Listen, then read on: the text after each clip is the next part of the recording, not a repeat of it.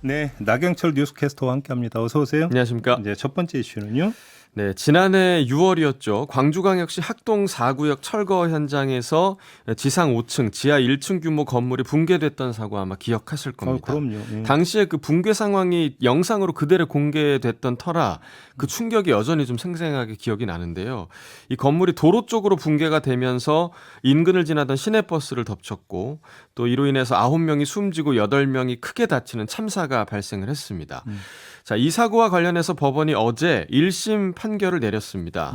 업무상 과실치사와 산업안전보건법, 건축물관리법 위반 등의 혐의로 기소된 재개발사업시공사 HDC 현대산업개발과 하청업체 관계자 등 7명에 대한 1심 선고 공판이 광주지법에서 진행이 됐는데요. 예. 결론적으로는 하청업체 관계자들에게만 실형이 선고됐습니다.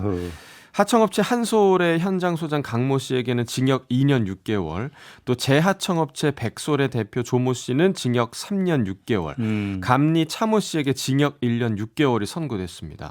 반면에 이 현대산업개발 관계자 3명에게는 모두 집행유예가 선고됐는데요. 현장 소장 서모 씨에게는 징역 2년에 집행유예 3년, 공무부장 노모 씨, 또 암전부장 김모 씨에게는 각각 금고 1년에 집행유예 2년이 선고됐습니다. 재판부는 주의 의무 정도와 공사 관여도 등을 두루 고려해서 형을 정했다라고 밝혔습니다.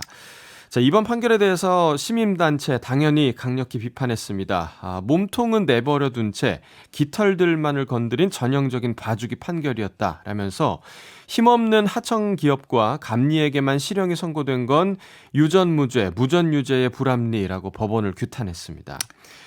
자, 아무리 하청, 재하청 업체가 직접적으로 철거를 시행한 주체이더라도 철거에 대한 관리 감독 의무가 있었던 현대산업개발의 과실이 결코 가벼워 보이지 않는데요. 일단 1심 판결이었던 만큼 앞으로 진행될 판결도 좀 지켜볼 필요가 있을 것 같습니다. 이 정도면 법칙을 넘어서 철칙이 되는 거죠. 네. 재벌 집행유예 철칙.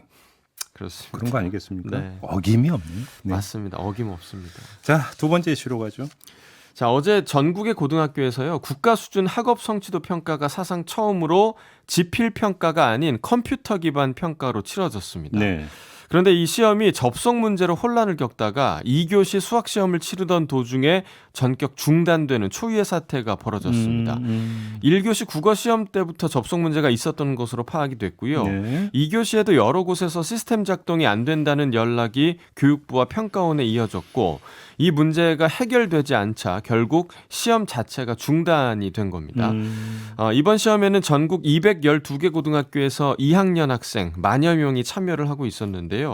학생들이 준비해온 것 그리고 이제 새로운 시스템 도입으로 인해서 교사들이 준비한 것들이 전산장애 문제로 일순간에 물거품이 되고 말았습니다. 네. 한국교육과정평가원은 진심으로 정중하게 사과드린다라고 고개를 숙였는데요.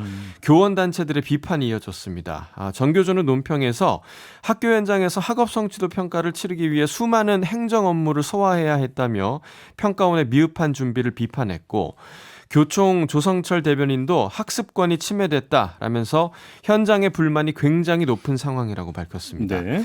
유윤식 교사노조 정책위원장은 교육부 장관이 부재해서 그런지는 몰라도 교육부가 실책을 범했다며 준비가 미흡한 상태에서 시험을 치른 것 자체가 비판받을 일이라고 지적했습니다.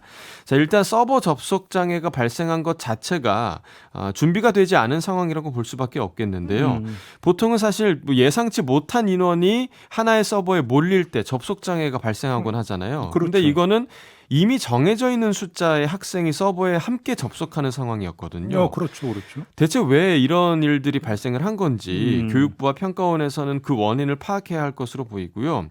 또 13일부터는 학급 단위로 기초학력 수준 진단할 수 있는 자율평가도 이 같은 컴퓨터 기반 평가로 진행된다고 하거든요. 네. 이 자율평가도 원활하게 진행될 수 있을지 이것도 미지수인 상황입니다. 지금 말씀 듣다 보니까 어제 보건복지부 장관 후보자는 발표가 됐는데 교육부 장관 얘기 또 없네. 네. 강간부수직이네요. 아직 검증 중이라는 얘기를 김대기 비서실장이 했습니다. 이야, 네. 100년 대계라고 하는데 교육은. 맞습니다. 구멍이네요. 구멍. 네. 자, 마지막 이슈 가보죠. 자, 많은 시민들이 불편 겪고 있는 심야 택시 대란 문제, 이 문제 좀 해결하기 위해서 국토부와 서울시가 여러 방안들을 내놓고 있는데요. 예. 이번에는 목적지 미표시제를 검토하고 있는 것으로 전해졌습니다. 골라 태운다. 그렇습니다. 그러니까 택시 기사가 콜을 받을 때 승객의 목적지를 모른 채 콜을 받게 하겠다라는 거죠. 지금은 말씀하신 대로 이제 여러 택시가 중개 플랫폼을 이용해서 목적지를 설정하고 택시를 부르고 있고 택시 기사가 승객의 목적지를 확인한 후에 콜을 받을지 여부를 결정하잖아요. 그런데 이제 택시 기사들이 멀리 가는 승객들만 골라 태우려고 한다. 네네. 그래서 승차 거부가 발생한다라는 네네. 지적에 따른 이 제도 검토로 분석이 되고 있습니다. 실제로 서울시가 지난해 말에 실시한 애플리케이션 택시 운영 실태 조사 결과에 따르면 평일 밤 시간대에 장거리 호출 성공률이 54%, 단거리 호출 성공률이 23%로 2배 가량 높았던 것으로 나타났거든요. 뭐 이용객들은 환영하는 분위기인데 택시 기사들의 입장은 조금 다릅니다. 이 제도가 효과가 있겠냐 어렵다라는 주장도 있었습니다. 뭐 사실 얼마 전에 저희가 이 얘기 또 했었잖아요. 그런데 뭐 택시 기사에게 모든 책임을 지우려는 것보다는 구조적인 문제, 수익 배분이 잘 이루어지고 있는지도 좀 검토해야 할 필요가 있을 것으로 보입니다. 그렇죠. 아무튼 근데 요 방안에 대해서는 약간 좀 토론이 필요하긴 좀 맞습니다. 필요해 보이는 것 같습니다. 알겠습니다. 자, 이렇게 마무리하죠. 나경철 캐스터와 함께했습니다. 고맙습니다. 고맙습니다. 네.